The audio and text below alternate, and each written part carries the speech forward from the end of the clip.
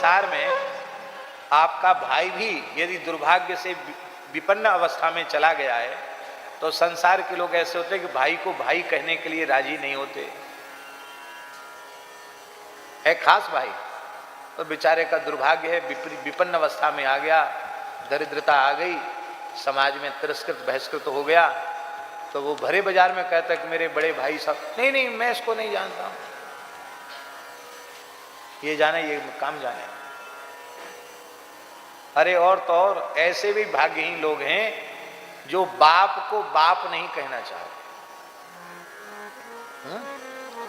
आपको सच्ची घटना सुनाए, हम कोई चुटकुला तो सुनाते नहीं, गीत गजल हम गाते नहीं, चुटकुला हम सुनाते हैं।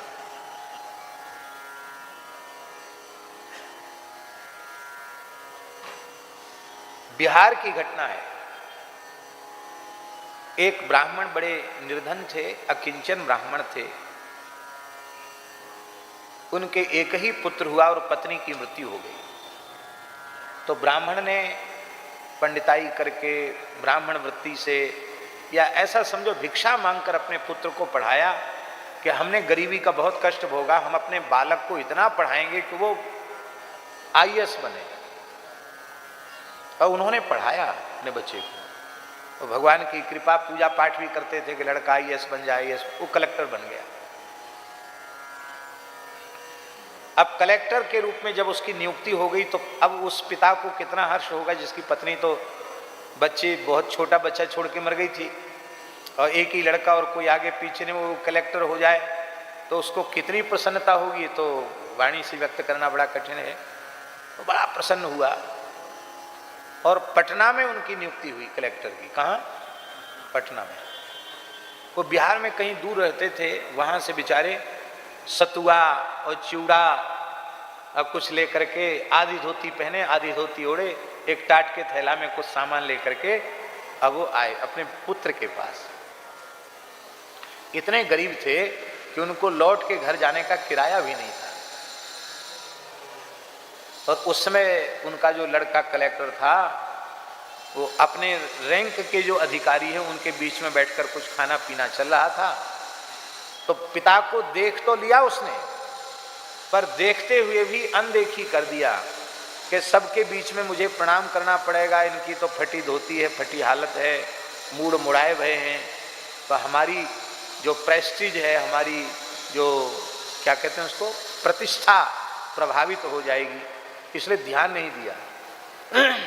तो पंडित जी ने चौकीदार से कहा, दरबान से कहा कि अरे भाई हमको जाने दो। बोले साहब की आज्ञा नहीं है, वो कुछ जरूरी मीटिंग में है।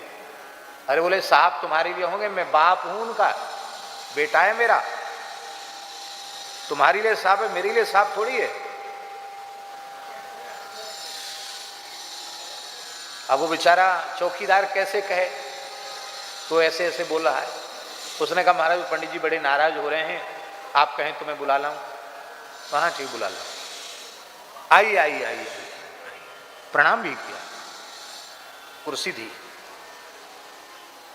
तो उनके जो रैंक के अधिकारी थे उन्होंने पूछा कि पंडित जी का परिचय। तो उसको ये कहने में शर्म आ रही थी कि मेरे पिताजी हैं। उसने कहा, धीरे से कहा, ये पंडित जी ने, पिताजी ना सुन लें, धीरे से कहा कि मेरे पिताजी के मित्र हैं। क्या कहा? क्या कहा? ये मेरे पिताजी के मित्र हैं, धीरे से कहा। और पंडित जी के कान खड़े थे, वो तो आकृति प्रकृति से समझ गए कि इसका भाव भाव नहीं है, ये तो बिल्कुल कलेक्टर ही बन गया। उन्होंने सुन लिया। उन्होंने कहा देखो ये जो कह रहे हैं बिल्कुल ठीक कह रहे हैं, लेकिन मैं इसमें थोड़ा सुधार करना चाहता हूं। मैं इसके पिताजी का मित्र नहीं था, मैं इसकी माताजी का मित्र था। मैं इसके पिताजी का मित्र नहीं था, मैं इसकी माताजी का मित्र था। तो मेरी धर्म पत्नी बड़ी पतिव्रता सती साध्वी थी, वो तो छोड़ के चली गई, और ये अभागा मेरा ही लड़का है, मैंने इसको भीख मांग कर पढ़ाया। अब इतना बड़ा कलेक्टर हो गया कि इसको बाप को बाप कहने में शर्म आ रही है। बाप को अपनी पिताजी का मित्र बता रहा, पिताजी को पिताजी का मित्र बता रहा है। तो बोले मैं पिता हूं, शाप तो तुम्हें दूंगा नहीं क्योंकि मैंने भीख मांग कर पढ़ाया है, लेकिन जिस मार्ग पर तुम चल रहे हो वो ठीक नहीं है। और मैंने अपना कर्तव्य पूर्ण किया, अब मैं जा रहा हूं। फिर तो पिताजी पिताजी पिताजी, फिर देखा नहीं। पटना से पैदल चलकर वह अयोध्या आ गए और तपसी जी की छावनी में विरक्त वेश ले लिया और जीवन भर भजन करके अंतिम उन्होंने अपना सुधारा। तो पंडित जी हमारे सुदामा कुटी के बड़े पुजारी जी के मित्र थे, पुजारी श्री रामचंद्र दास जी। ये सत्य घटना। जिस संसार में हम लोग मर रहे हैं ना, अपना अमूल्य जीवन खपा रहे हैं, उस संसार की ये हालत है। बाप को बाप कहने के लिए तैयार नहीं, मां कहने के लिए तैयार नहीं है, भाई को भाई कहने के लिए तैयार नहीं है। पर देखो तो सही हमारे करुणा वरुणालय श्री रघुनाथ जी।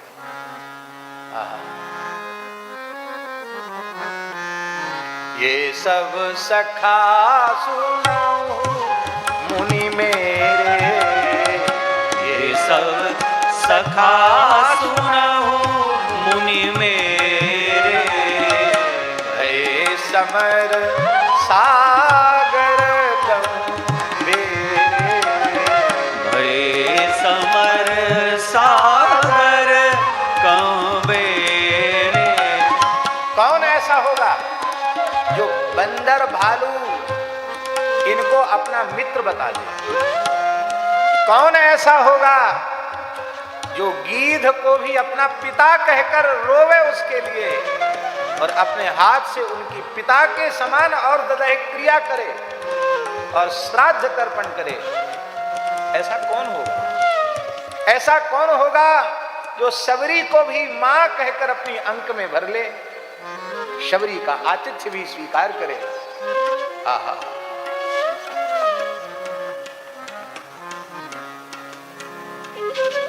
ऐसा कौन होगा जो केवट को अपना मित्र कह दे?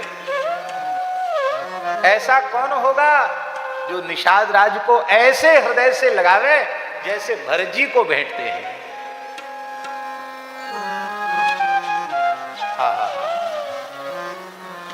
इसलिए विनय पत्रिका में गोस्वामी जी ने कहा,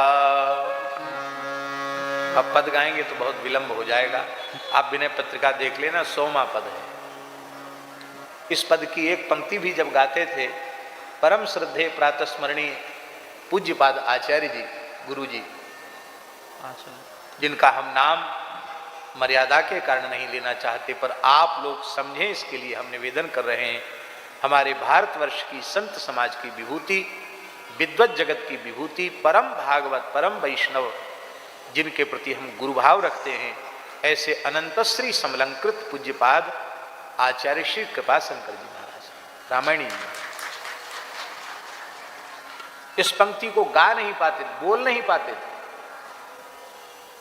सुनु सीतापति शील स्वभाव, सुनु सीतापति शील स्वभाव, मोदन मन तन पुलक नयन जल, मोदन मन तन पुलक नयन जल, सोनर खेहर खा,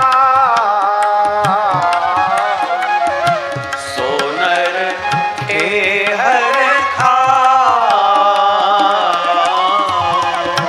सुनु सीतापति शील स्वभाव, सुनु सीतापति शील स्वभाव। अद्भुत शील है रघुनाथ जी। आजकल लोग प्रणाम करना भूल गए। जूता चप्पल पहने प्रणाम कर लेंगे? नहीं, आप जूता चप्पल उतारने की स्थिति में नहीं है, दूर से हाथ जोड़कर नमस्कार कर लीजिए, प्रणाम मत कीजिए। अपने से बड़ों को जूता चप्पल पहनकर प्रणाम नहीं करना। एक हाथ से प्रणाम नहीं करना। अब लोग चरण तक तो झुकते ही नहीं है, ऐसे छू लेंगे, जांग छू लेंगे, घुटना छू लेंगे, इसलिए तो लोगों के घुटने खराब हो रहे हैं।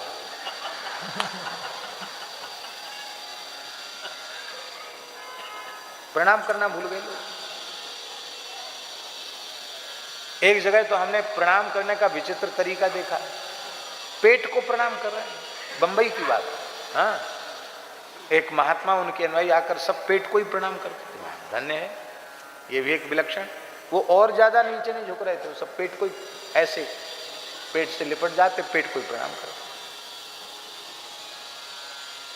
एक हस्त प्रणामंच हंति पुण्यम पुराकृतम। एक हाथ से प्रणाम मत करो, एक हाथ से किया गया प्रणाम पूर्व के किए हुए सारे पुण्यों को नष्ट कर देता है। यदि चरण स्पर्श करना हो तो दाहिने हाथ से दाहिना चरण, बाएं हाथ से बायां चरण। वैसा न कर सको तो भूमिष्ठ होकर मस्तक रखकर प्रणाम कर लो।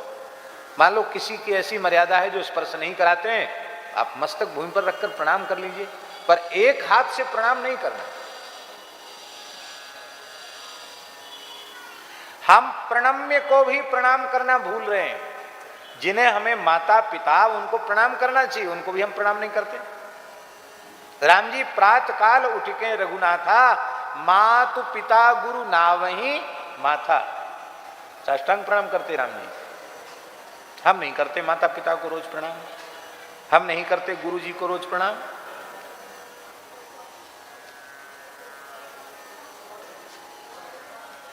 और राम जी को देखो, राम जी वनवास की लीला में है और श्रृंगवेरपुर पधारे,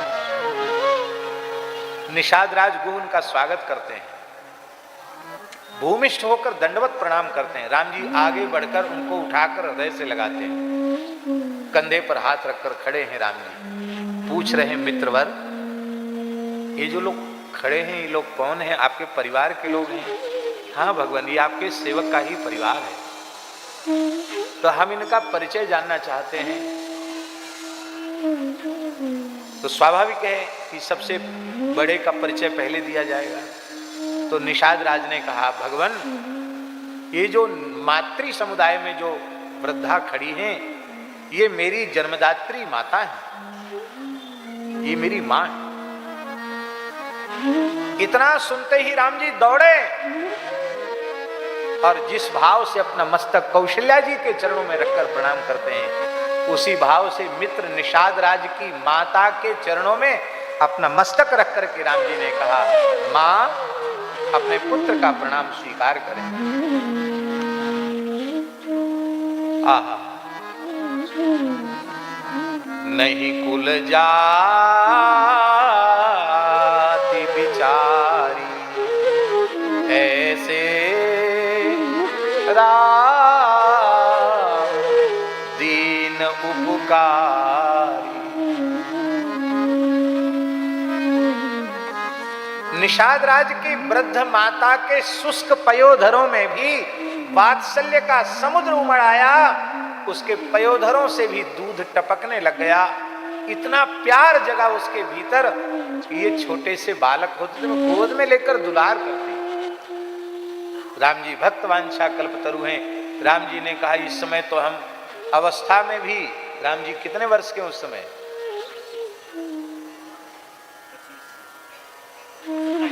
हाँ, राम जी 27 वर्ष की आयु थी वनवास की लीला में। और अवसर भी ऐसा नहीं है अब मैं छोटा सा बालक बन सकता हूं। सुनी बचन सुजाना रोदन ठाना, ये सब करना आता है राम जी को। पहले चतुर्भुज बने और मैया ने जैसी इच्छा की तो सुनी बचन सुजाना रोदन ठाना, छोटे से नन्हे मुन्ने बालक होकर रोने लग गए। राम जी कर सकते थे, निषाद राज की माँ की गोद में छोटे से बालक बनकर उसे सुख दे सकते थे, पर ये लीला नाट्य लीला है, नर नाट्य हो रहा है। और यदि हम अपने ऐश्वर्य का प्रयोग करके छोटे से बालक बन जाते हैं तो लीला बिगड़ जाएगी, नाटक बिगड़ जाएगा। नाटक बिगड़ना नहीं चाहिए। इसलिए मन ही मन कहा कि कोई बात नहीं माता जी, तुम्हारे मन में गोद में लेकर प्यार दुलार करने का भाव जगाए तो उसकी पूर्ति हो जाएगी, चिंता मत करो। द्वापर में कृष्ण अवतार होगा तब तुम फल बेचने वाली बनकर आओगी और उस समय मैं तुम्हारी गोद में बैठकर तुम्हें तुम्हारी इच्छा को पूरी तरह पूरी करके मैं तुम्हें कृतार्थ करूंगा। ये बात गर्ग संहिता में लिखी कि फल बेचने वाली वो कौन थी? वो निषाद राज की मां थी।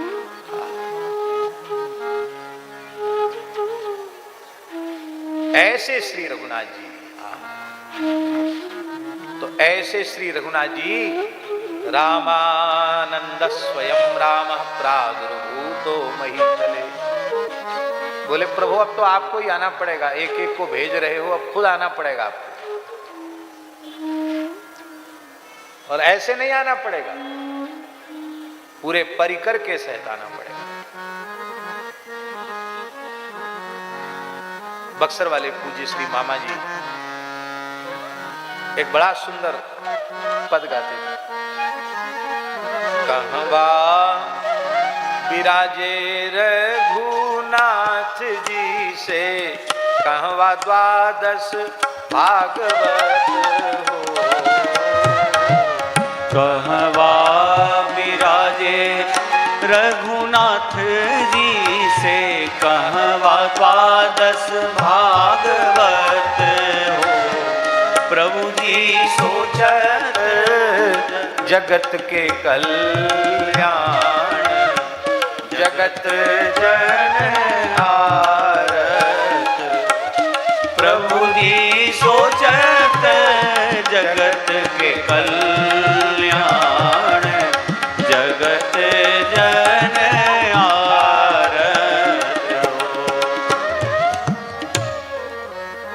सबको चलना पड़ेगा। तो भगवान के द्वादश महाभागवत उनके प्रधान हैं। कितने हैं? स्वयंभूर नारद शंभु कुमार कपिलो मनु प्रहलादो जनको भीष्मो बलिर्वैयासकिर्वयम् द्वादशैते विजानीमो धर्मं भागवतं भटा गुह्यं विशुद्धं दुर्बोधं यज्ञात्वामृतमश्नुते। 12 महाभागवत जो वैष्णव धर्म भागवत धर्म को जानते हैं। उनमें सबसे पहले कौन है? ब्रह्मा जी। ब्रह्मा जी भी रामानंदाचार्य जी के शिष्य बनकर आए। ब्रह्मा जी किस रूप में आए? श्री स्वामी अनंतानंदाचार्य के रूप से ब्रह्मा जी पधारे। श्री देवर्षि नारद जी भी द्वादश महाभागवतों में हैं, वो श्री सुरसुरानंदाचार्य के रूप से पधारे। भगवान शिव भी द्वादश महाभागवतों में हैं, वे श्री सुखानंदाचार्य जी के रूप से पधारे। स्वयंभूर नारद शंभु कुमार सनकादिक भगवान ये भी द्वादश महाभागवतों में हैं। ये गोस्वामी तुलसीदास जी के गुरुदेव श्री स्वामी नरहरियानंदाचार्य जी के रूप से पधारे। कपिल भगवान ये श्री स्वामी योगानंदाचार्य जी के रूप से पधारे। मनु जी महाराज वो महाभागवत परम भागवत श्री मनु जी वो भक्त प्रवर श्री पीपा जी के रूप से पधारे। गागरोनगढ़ के नरेश सूर्यवंश में क्षत्रिय कुल में उन्होंने जन्म लिया। पीपा जी महाराज का बड़ा अद्भुत चरित्र है। कुमार कपलो मनु प्रहलाद जी महाभागवत हैं। प्रहलाद जी संत श्री कबीरदास जी के रूप से प्रकट हुए। जब प्रहलाद जी आने को तैयार थे तो एक समस्या सामने आ गई। क्या समस्या सामने आई? बोले प्रहलाद जी की भक्ति इतनी उत्कृष्ट थी, वो किसी माता के गर्भ में जा नहीं सकते और अवतार लेना है तो अवतार के लिए तो गर्भ में जाना पड़ेगा, और इनको कोई गर्भ में धारण कर नहीं सकता है, तो इनके अवतार की भूमिका कैसे बने? बोले सब बनेगी। बहुत ध्यान से सुनो। श्री रामानंदाचार्य भगवान काशी में विराजते थे पंचगंगा घाट पर, और एक ब्राह्मण देवता नित्य ही उनके भगवान की सेवा में तुलसी पुष्प दूर्वा बिल्वपत्र आदि शमी पत्र आदि को लेकर के आते थे। एक दिन ब्राह्मण कुछ ज्वराक्रांत हो गए, उन्होंने अपनी पुत्री को भेजा। पुत्री तुलसी पुष्प आदि लेकर के पहुंची, और वो जो एक दिन पहले का जो पुष्प आदि सामग्री होती थी ना, निर्माल्य सहस्रार्चन, आपने देखा नहीं पूज्य आचार्य जी का रोज 1000 तुलसी से अर्चन होता था, तो स्वामी जी भी अर्चन करते थे। सहस्रार्चन करते थे। तो तुलसी पुष्प उसको एक दिन पूर्व का चढ़ाया हुआ, उसको हम लोग निर्माल्य कहते हैं। तो वो अमनिया पुष्प तुलसी तो ले लिया और निर्माल्य उस ब्राह्मण की कन्या ने अपना आंचल पसार दिया और उस आंचल में स्वामी श्री रामानंदाचार्य जी ने भगवान का प्रसादी तुलसी पुष्प आदि पधरा दिया। और वो बड़े भाव से मस्तक से लगा कर लेकर जैसे ही आगे बढ़ी, उसको लगा कि कुछ वजन बढ़ गया है। तो वो वजन क्या था? वो तुलसी पुष्प तो अंतर्धान हो गए, तुलसी पुष्प की जगह संत कबीर प्रकट हो गए। न किसी माता पिता के द्वारा इनका जन्म हुआ और ना ही देह त्यागी, तो भी पुष्प ही रह गए। पुष्प से प्रकट हुए और देह त्यागी तो क्या रह गया? पुष्प ही रह गए। पर वो कन्या थी, उसकी आयु 10-11 वर्ष की ही थी। बहुत घबरा गई कि लोग क्या कहेंगे, किसका बच्चा, छोटा सा बच्चा किसका उठा लाई, मैं तो उत्तर भी नहीं दे पाऊंगी। वो बहुत घबरा गई और घबरा करके उसने, ये क्या विचित्र घटना घट गई, काशी में लहर तारा तालाब के निकट कमल के पुष्पों के बीच में उस बच्चे को विराजमान कर दिया और रोते रोते कहा, हे परब्रह्म परमात्मन, आपकी लीला आप ही जाने, आप इस बालक की रक्षा करें। और मैं तो अभी कन्या हूँ, 10-11 साल की आयु की हूँ, और मैं कहूँगी भी तो संसार विश्वास करेगा नहीं, पता नहीं क्या होगा। अब जो कुछ हुआ तुम्हारी इच्छा से तुम जानो। और वो कन्या चली गई और नीमा नीरू नाम के जुलाहे दंपति, जिनके कोई संतान नहीं थी, वे घूम रहे थे, अल्लाह से याचना कर रहे थे कि मुझे कोई दे दो जिससे मैं, मेरा जो बे औलाद पने का जो दोष है वो दूर हो जाए, मैं भी औलाद वाला हो जाऊं। और उस बालक को उन्होंने उठा लिया, पालन पोषण किया। तो वो वस्तुतः वो तो कुछ नहीं थे। अब देखो, क्या उन्हें ब्राह्मण कहा जा सकता है? कबीर जी को ब्राह्मण कहा जा सकता है क्या? क्षत्रिय कहा जा सकता है क्या? वैश्य कहा जा सकता है क्या? शूद्र कहा जा सकता है क्या? न वे ब्राह्मण थे, न वे क्षत्रिय थे, न वे वैश्य थे, न वे शूद्र थे। जब यही नहीं थे तो मुसलमान कैसे थे फिर?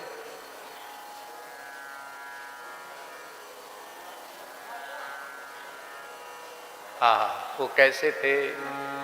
हमारे वृंदावन के रसिक आचार्य विशाखा सखी के अवतार श्री हरिराम व्यास जी महाराज कह रहे हैं, कली में साचो भक्त कबीर, कली में साचो भक्त कबीर, पांच तत्व ते जन्म न पायो, पांच तत्व ते जन्म न पायो। हम सब लोगों का शरीर क्षिति जल पावक गगन समीरा, पंच रचित यह अधम शरीरा। लेकिन कबीर जी के सामने ये बात नहीं है। पांच तत्व ते जन्म न पायो, पांच तत्व ते जन्म न पायो, काल न ग्रस्यो शरीर, काल न ग्रस्यो शरीर, कली में साचो भक्त कबीर, कली में साचो भक्त कबीर। जब तेरा नाम रति उपजी, जब तेरा नाम रति उपजी, तब ते बुनियो नची, तब ते पुण्यो नची। व्यासदास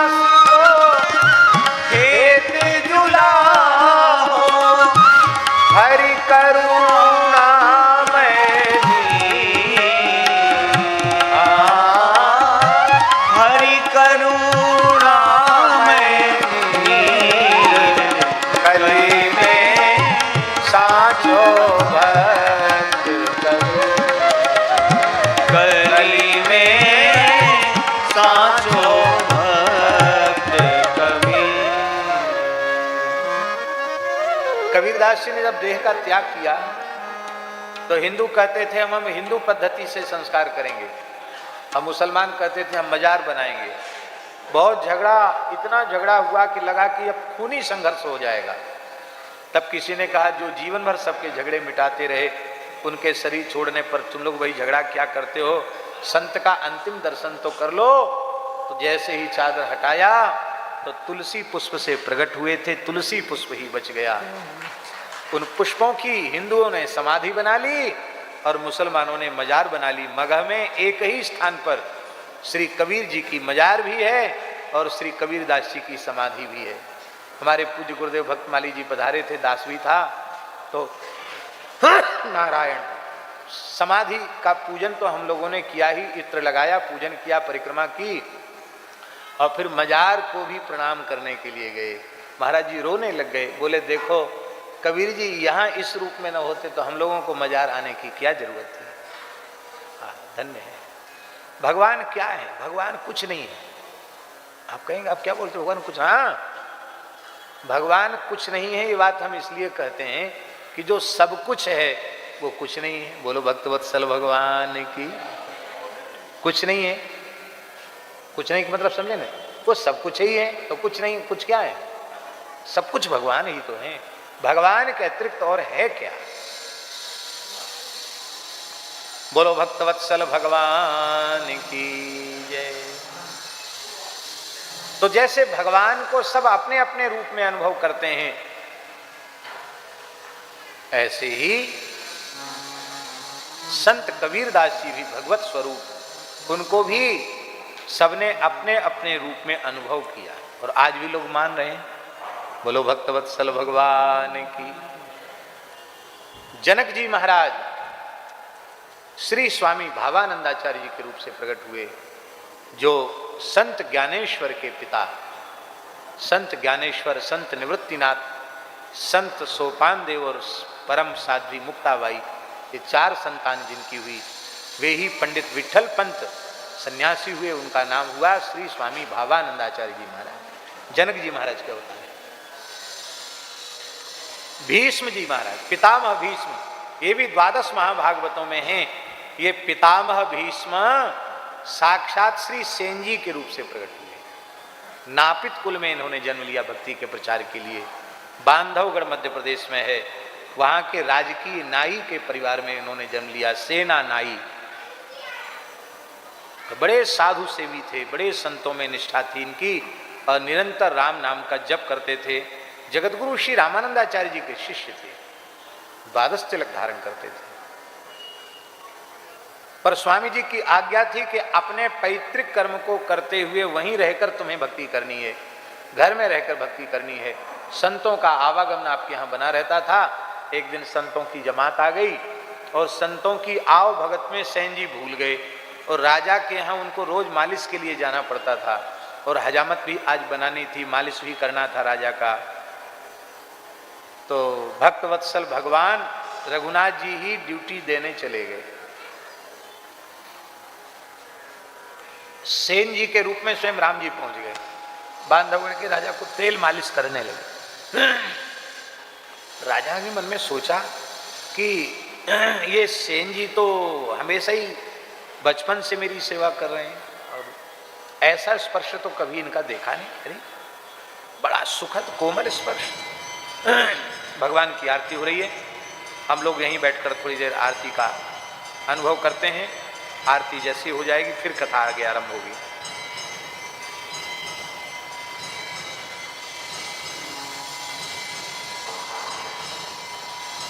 सभी लोग यथास्थान विराजें।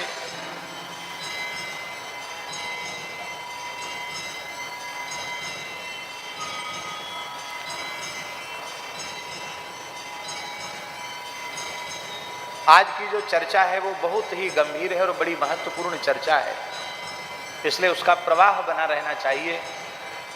आप लोगों को सुनने में कोई बाधा तो नहीं हो रही ना आरती से? तो हम सुनाते भी रहते हैं, कोई चिंता की बात नहीं। आरती भी होती रहे, आप सुनते भी रहिए। तो मालिश कर रहे राम जी, जहां छूते हैं वहीं एक नई स्फूर्ति आ जाती है। तो राजा ने सोचा कि अच्छा, भगवान के श्रीअंग की दिव्य सुगंध, तो ऐसी सुगंध, मैं राजा हूं, बड़ी बड़ी सुगंधित वस्तुओं को मैंने सूंघा है, पर ऐसी दिव्य सुगंध तो आज तक आई नहीं। तो ऐसे मुड़ के देखते हैं तो सेन जी, और सामने राजा के दर्पण रखा हुआ है, दर्पण में भगवान का क्रीट मुकुट दिखाई पड़ जाता है। तो क्रीट मुकुट कहां से दिखाई पड़ रहा है? सामने क्रीट मुकुट और पीछे सेन जी। ठाकुर जी तो सेवा करके चले गए। अब संतों ने जब प्रसाद पा लिया, तब सेन जी को ध्यान आया, अरे राजा साहब की सेवा में तो हम पहुंचे नहीं। तो सेन जी अपनी नाई वाली अपनी सब सामग्री लेकर के, उस तरह पेटी वगैरह सब लेकर के गए। तो राजा तो बहुत प्रसन्न थे, आज तो उनका बहुत आनंद था उनको। तो स्नान ध्यान करके वस्त्र पहन के बैठे थे। बोले, अरे सेन जी, आपने तो आज इतनी सुंदर सेवा की कि जीवन में ऐसा स्पर्श ही किसी का हमको नहीं मिला। तो आप तो ठीक समय से आए और सेवा करके चले गए, कोई चीज भूल गई है जिसके लिए आप फिर से अपनी पेटी वेटी लेके आ गए, क्या बात है? तो सेन जी बोले थे, उन्होंने सोचा कि राजा व्यंग कर रहा है। तो उन्होंने कहा कि अन्नदाता माई बाप, हमसे तो भूल हो गई, हम तो आज वस्तुतः आए ही नहीं हैं। आप अच्छी प्रकार से जानते हैं कि मैं कभी झूठ नहीं बोलता। तो मेरे यहाँ तो संत आ गए थे, मैं संतों की सेवा में लगा था। तो अब मेरे रूप में कौन आया ये तो आप ही समझिए। अब राजा को ध्यान आया, अरे क्रीट मुकुट का दर्शन हो गया, तो मैं इतना अधमाधम हूं कि मैं भगवान के साक्षात्कार का अधिकारी तो था नहीं, फिर भी भगवान ने मेरे जैसे विषयी जीव का मालिश किया, चरण दबाए, माथे पे भी चंपी किया, कटिंग वटिंग भी की, सब कुछ किया भगवान ने, जो नाई करता सो सब कुछ किया। अरे वो तो साक्षात रघुनाथ जी थे। राजा रोने लगा और श्री सेन जी के चरणों में साष्टांग पड़ गया। बोला, महाराज आज आप में मुझे नाई का दर्शन नहीं हो रहा है, आज मुझे आप में गुरु तत्व का दर्शन हो रहा है। जिस गुरु तत्व के बारे में कहा गया, गुरु साक्षात परब्रह्म तस्मै श्री गुरुवे नमः, चरणों में पड़ गए। बोले, आप हमको शिष्य बनाइए। मैंने तो वर्ण कर लिया, आप स्वीकार करो न करो। आप विधिवत दीक्षा नहीं देंगे तो मैं तो प्राण ही त्याग दूंगा। राजा ने अनशन व्रत ले लिया और श्री सेन जी बड़े दुखी हो गए। मैं नाई हूं, मैं कैसे आपको, ये तो शास्त्र के अनुकूल नहीं होगा। मन ही मन देखा, राजा 3 दिन से भूखा प्यासा है। तब सेन जी ने मन ही मन आचार्य चरण का ध्यान किया। श्री रामानंदाचार्य भगवान की वाणी सुनाई पड़ी, वत्स सेन, तुम्हारे जैसे उच्च कोटि के भक्त वो किसी वर्ण के बंधन में नहीं है, तुम तो भगवत स्वरूप हो चुके हो, मेरी आज्ञा है तुम राजा को उपदेश करो। तो उलटी राव भयो शिष्य प्रगट परचो जब पायो, राजा चेला बन गया। और उन सेन जी महाराज ने सदैव भगवान के धाम में प्रयाण किया। आज भी उनका लोटा और उनकी छड़ी बांधवगढ़ में रखे हैं, आज भी शरीर के सहित भगवान के धाम को गए। ये पितामह भीष्म ही सेना नाई बन के आए। और आत्मसमर्पण भक्ति के आचार्य महाभागवत श्री बली जी महाराज, प्रहलाद जी के पोते, ये बली जी महाराज ये श्री धन्ना जाट के रूप में आए। बोलो श्री धन्ना जी महाराज की जय। इनका चरित्र भी बड़ा अद्भुत है। कितने हो गए? 11। अब 12वां कौन है? 12वें बचे यमराज धर्मराज। वो धर्मराज यमराज ही संत रैदास जी के रूप से आए। तो सभी जातियों में ब्राह्मण भी हुए, क्षत्रिय भी हुए, शूद्र भी हुए, सभी वर्गों में जन्म लेकर के और चारों वर्णों में राम जी की भक्ति के द्वार खोल दिए। वैष्णव मतार्ज भास्कर में सर्वे प्रपत्ते अधिकारिण सदा, सभी शरणागति के सदा सर्वदा अधिकारी, सबके द्वार खोल दिए। बोलो जगत गुरु श्रीमदाद्य रामानंदाचार्य भगवान की इसलिए रामानंदाचार्य भगवान ने जैसा भक्ति का प्रचार किया वह अपने आप में बड़ा अद्भुत। आज भी पूरे भारतवर्ष में आप देख लो, साधुओं में, विरक्त संतों में 75% संख्या, 12 आना संख्या रामानंद संप्रदाय के संतों की है, और 4 आना में बचे खुचे सब।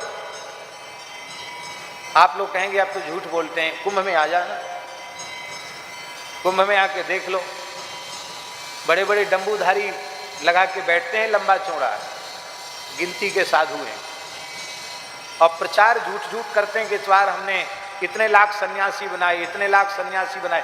कहाँ चले जाते सन्यासी बनने के बाद?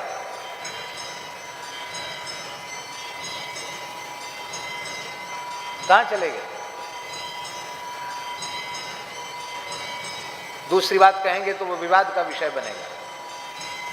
आज भी टकसाली, देशकाली साधु आपको पूरे भारतवर्ष में, कन्याकुमारी से हिमालय की चोटी तक, पूर्व से पश्चिम, उत्तर से दक्षिण, सारे भारतवर्ष में श्री रामानंद संप्रदाय की पवित्र परंपरा दिखाई पड़ती है। अब हम क्या बात कह रहे थे उस पर ध्यान दीजिए। जानकी जी ने कहा, सरकार आपने रामानंदाचार्य रूप से प्रकट होकर और 12 महाभागवतों के साथ प्रकट होकर के जीवों के लिए अपनी प्राप्ति के द्वार तो खोल दिए, लेकिन मानो कोई जीव ऐसा अधिकारी जीव हो जो मेरे और आपके नित्य महल में आकर सेवा करना चाहता हो, जहां पुरुष भाव का प्रवेश ही नहीं है, उसके लिए आपने कुछ नहीं किया। ध्यान में आई बात? नहीं आई। आपने आचार्य रूप से प्रकट होकर, 12 महाभागवतों के रूप से प्रकट होकर खूब भक्ति का प्रचार किया। आपने अपने तक पहुंचने के द्वार तो खोल दिए, पर किसी जीव का मन मधुर रस से भरा हुआ हो और वो सखी सहचरी भाव से, मंजरी भाव से वो आपकी मधुर रस की उपासना करना चाहे, आपकी निज महल की टहल चाहे, उसके लिए तो आपने कुछ नहीं किया।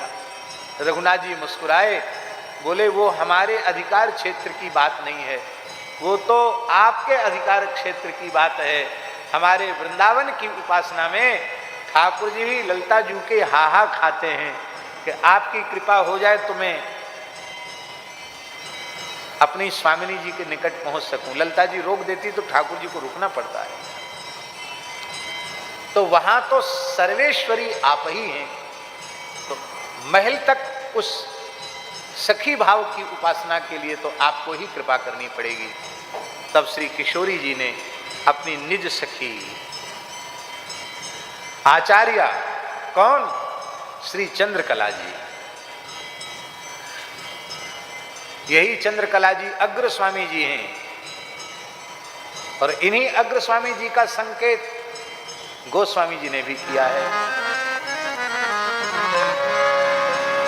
अग्र माने आगे करके तो है ही है, लेकिन अग्रदेवाचार्य जी भी अग्रणी। चली अग्र करी पिय सखी सोई, चली अग्र करी पिय सखी सोई, प्रीति पुरातन लखे न कोई, प्रीति पुरातन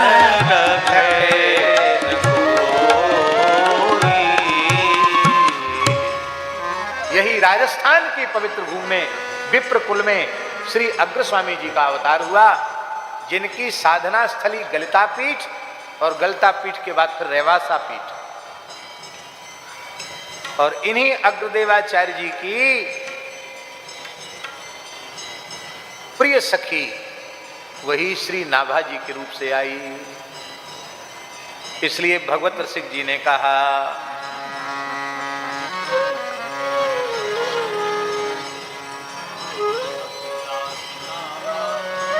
अग्रदास नाभादि सखिए सबे राम सीता की, सूर मदन मोहन नरसी अली तस्कर नवनीता की, सूर मदन मोहन नरसी अली तस्कर नवनीता की।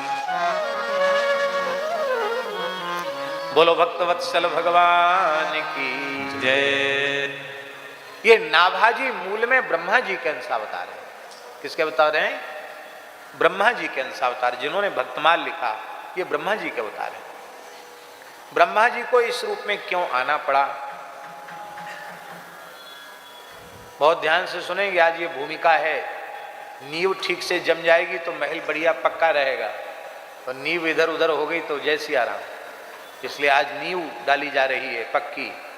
आप लोग एकदम फौलादी नींव डाली जा रही है। आप ठीक से उसको सुने, हृदयंगम करें विषय को।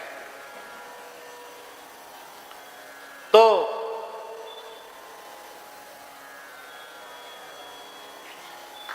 ब्रह्मा जी को इस रूप में क्यों आना पड़ा? नारद जी व्रज में आते हैं और भगवान श्री कृष्ण की लीलाएं ब्रह्मलोक में जाकर सुनाते हैं। ब्रह्मा जी को बड़ा आनंद आता है। ब्रह्मा जी बोले सुनने में इतना आनंद है तो दर्शन करने में कितना हुआ, चलें दर्शन करें हमें। तो ब्रह्मा जी दर्शन करने आए। कहाँ आए? हमारे मोहल्ले में आए, जिस मोहल्ले में ममलूक पीठ है, बंसीवट में आए। तो बंसीवट में क्या देखा? बंसीवट की छाया में भगवान बालकृष्ण प्रभु मध्य में विराज रहे हैं। उस दिन दाऊ जी साथ में नहीं गए थे। दाऊ जी माने बलदेव जी। मध्य में श्री कृष्ण बैठे और सब छाक आरोग रहे हैं। छाक जानते हैं ना, जो अपना अपना कलेव लेके आए हैं उसको सब खा रहे हैं। तो भगवान बीच में बैठे हैं, जैसे ये समझ लो ये कमल पुष्प है मानो। इस कमल पुष्प की, ये तो है तो गुलाब का फूल, लेकिन हम बता रहे हैं मानो ये कमल का फूल है। और यहां तो विचित्र बात है, व्यासपीठ ही कमल फूल पर बनाई गई है। हमको ये भी कहने की जरूरत, मानो ये तो कमल का फूल है ही है।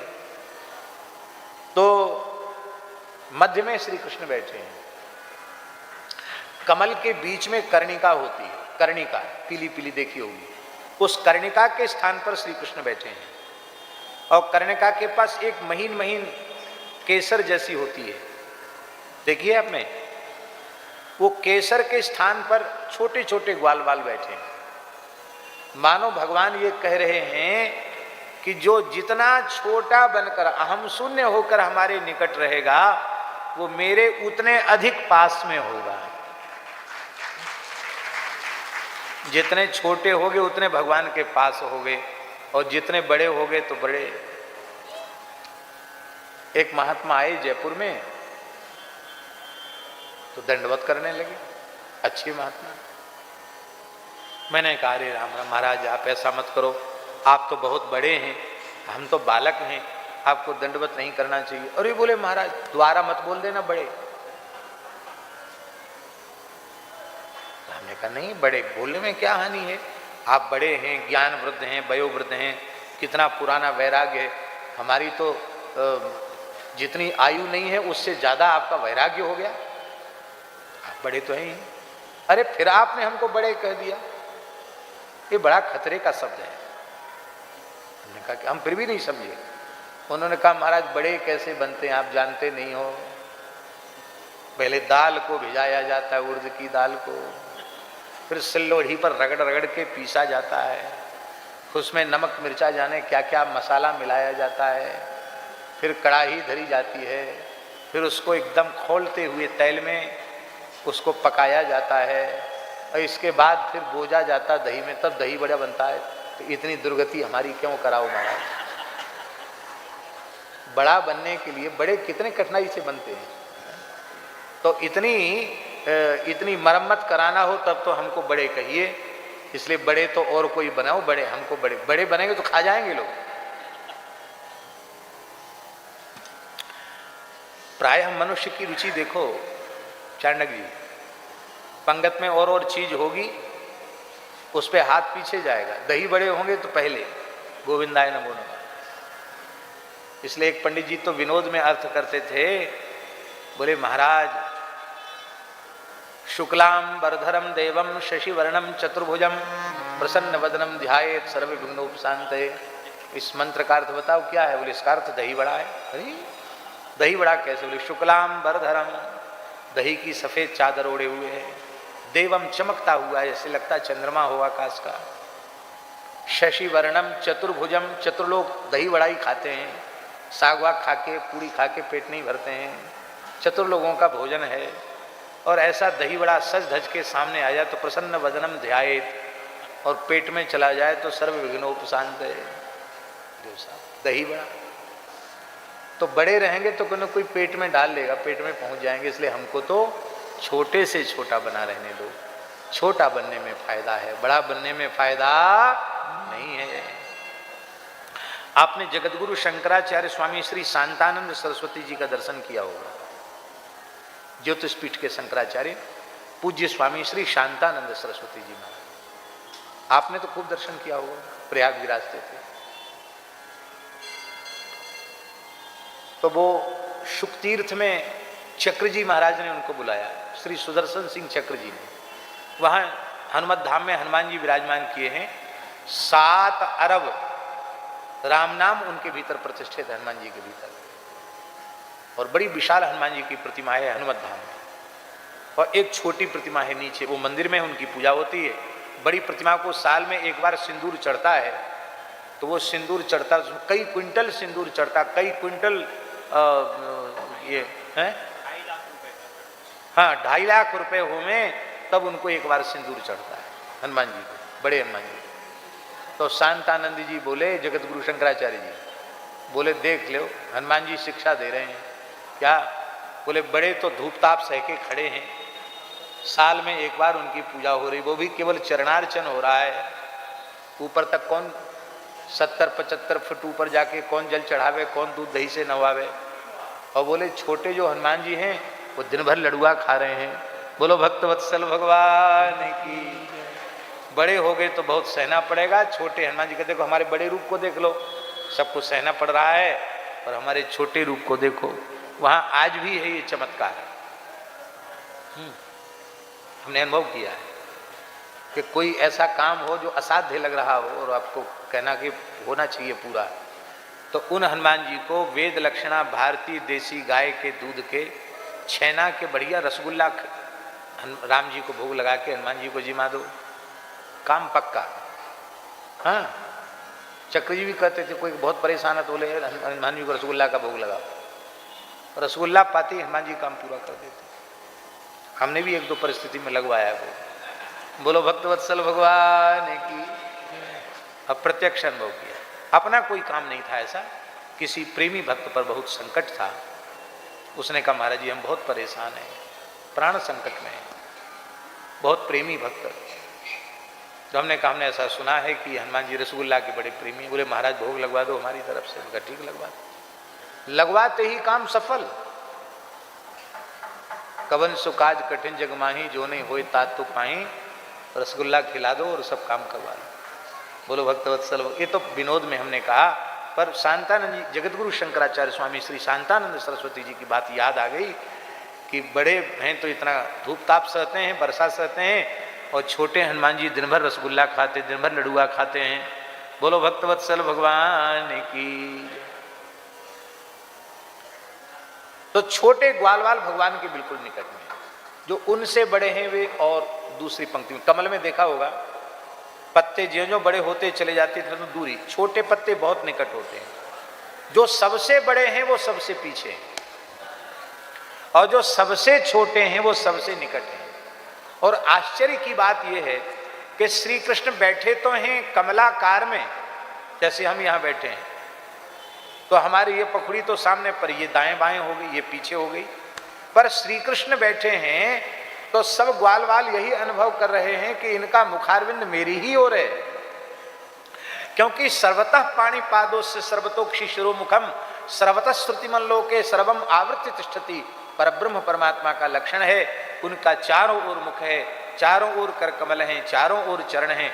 तो भगवान अपने भक्त से पीछ कैसे रखेंगे? श्याम रहित सन्मुख सदा, ज्यों बच्छा हित धेनु के, विदित बात जग जानिए हरि भय सहायक से।